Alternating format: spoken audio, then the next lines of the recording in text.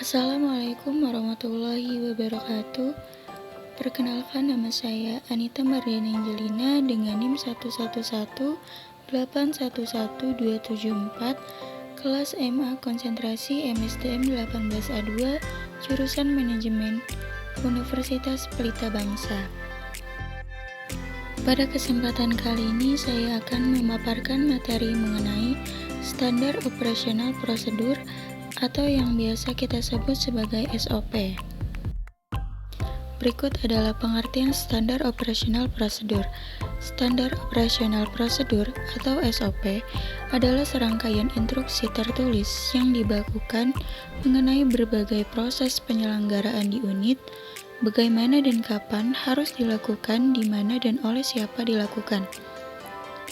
Kemudian standar operasional prosedur menurut Laksmi 2008 adalah dokumen yang berkaitan dengan prosedur yang dilakukan secara kronologis untuk menyelesaikan suatu pekerjaan yang bertujuan untuk memperoleh hasil kerja yang paling efektif dari para pekerja dengan biaya yang serendah-rendahnya. SOP biasanya terdiri dari manfaat, kapan dibuat atau direvisi, metode penulisan prosedur, serta dilengkapi oleh bagan flowchart di bagian akhir. Kemudian prinsip pelaksanaan SOP. Yang pertama ada konsisten. SOP harus dilaksanakan secara konsisten dari waktu ke waktu oleh siapapun dan dalam kondisi apapun oleh seluruh pejabat dan pelaksana di lingkungan Inspektorat Jenderal Departemen Agama. Yang kedua ada komitmen. SOP harus dilaksanakan dengan penuh tanggung jawab dari seluruh jajaran organisasi, dari level yang paling rendah sampai yang tertinggi. Yang ketiga, perbaikan berkelanjutan. Pelaksanaan SOP harus terbuka terhadap segala penyempurnaan untuk memperoleh prosedur yang benar-benar efisien dan efektif. Yang keempat, mengikat. SOP harus mengikat pelaksanaan dalam melaksanakan tugasnya sesuai dengan prosedur standar yang telah ditetapkan. Yang kelima, seluruh unsur memiliki peran penting. Seluruh pegawai berperan dalam setiap prosedur yang distandarisasikan. Jika ada pegawai yang tidak melaksanakan perannya dengan baik, maka akan mengganggu keseluruhan proses yang akhirnya juga berdampak pada proses penyelenggaraan pemerintahan. Dan yang keenam, terdokumentasikan dengan baik. Seluruh prosedur yang telah distandarisasikan harus didokumentasikan dengan baik sehingga dapat selalu dijadikan referensi. Kemudian jenis-jenis SOP. SOP dibagi menjadi 4 jenis. Yang pertama, SOP berdasarkan sifat kegiatan yang dibagi menjadi 2, standar operasional prosedur teknis dan standar operasional prosedur administratif.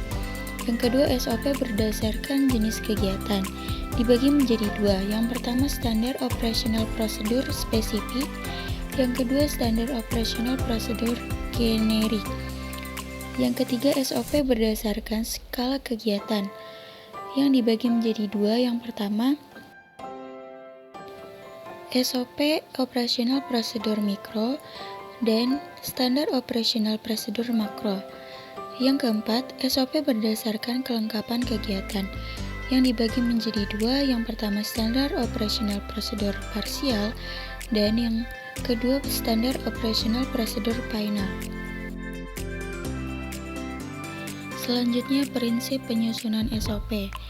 Yang pertama, kemudahan dan kejelasan.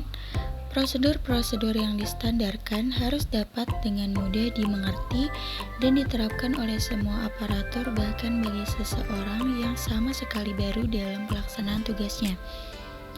Yang kedua, efisiensi dan efektivitas.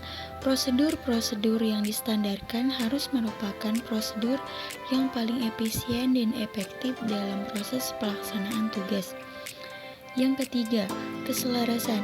Prosedur-prosedur yang distandarkan harus selaras dengan prosedur-prosedur standar lain yang terkait.